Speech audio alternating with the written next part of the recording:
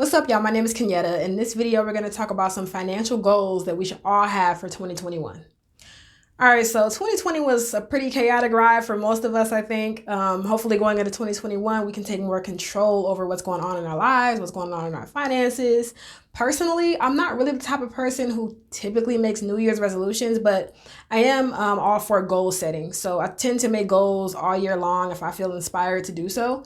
I think the top of the year, though, is a good time to do that, reflect on the past year and move forward for the next one. So here, I'm going to tell you about some goals I feel like you should have moving into 2021 financially. Okay, so before we get started, I want to take a second to ask y'all to hit the like button for me. And if you like this kind of content, please subscribe. Okay, let's jump in. So I think these goals are going to be really great for you if you're just starting out with your finances and you're trying to figure out where do you start? Where do you begin to look to get it all together? I think these goals are also good for people who've been doing this for a while, but you sometimes want to check in to make sure you're still on the right track. So without further ado, here are 5 goals you should have in 2021. Goal number 1, become familiar with your finances. It's a good idea to become familiar with your finances and figure out what exactly is going on. You need to make it a goal to be active and not passive about your finances to help you understand your full financial picture. So you need to gather all of your financial information. You need to know how much money you're bringing in every month.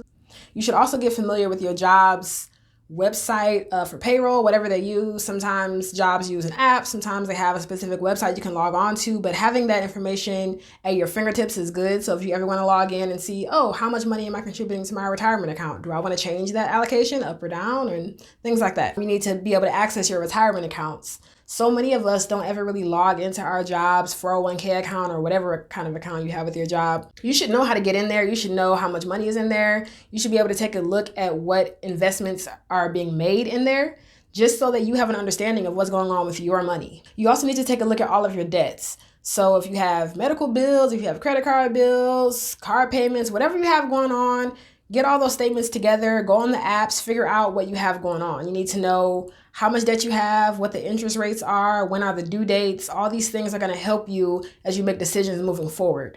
Take some time to get familiar with these different websites and apps that house all your financial information. So a lot of us use cards these days to pay for things, debit cards, credit cards, things like that.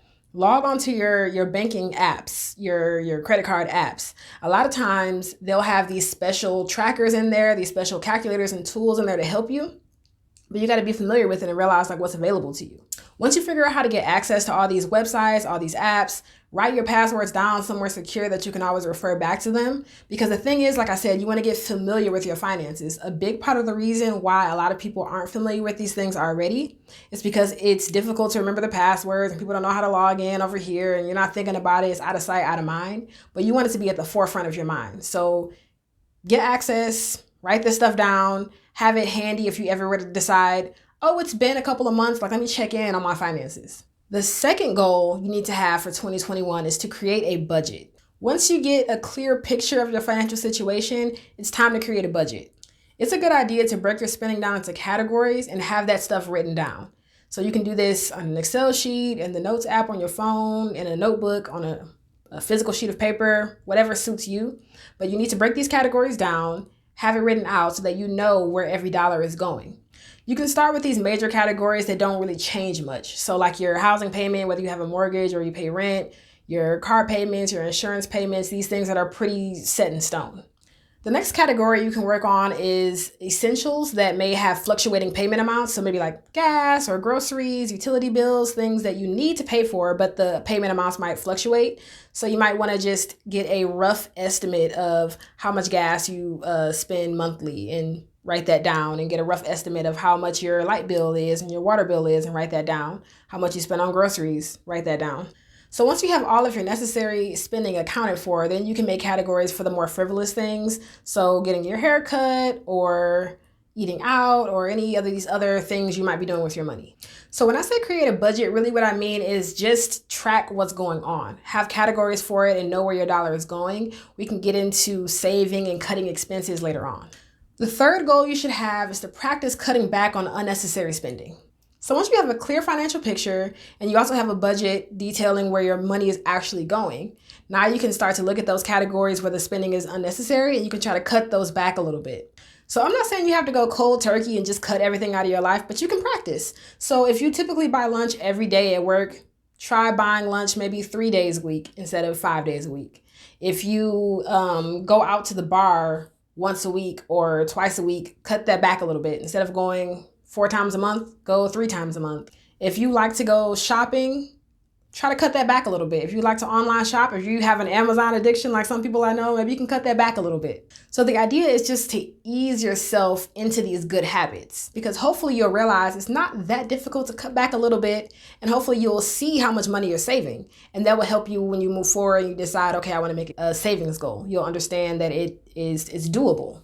The fourth goal you need to have is to start saving or paying down debt. So after you've identified areas in your life where you can cut back, it's time to kick it up a notch. At this point, you need to make it a serious goal to either save a certain amount of money every month or put a certain amount towards debt payment every month. So maybe you tell yourself, I want to save $50 a month or $100 a month or whatever you can afford, whatever you can cut out of your budget and put towards savings. So you've already proven to yourself that you can cut back in certain areas. So basically now you can use that money and put it in a place where it's going to really serve you. So debt repayment, saving, that kind of thing.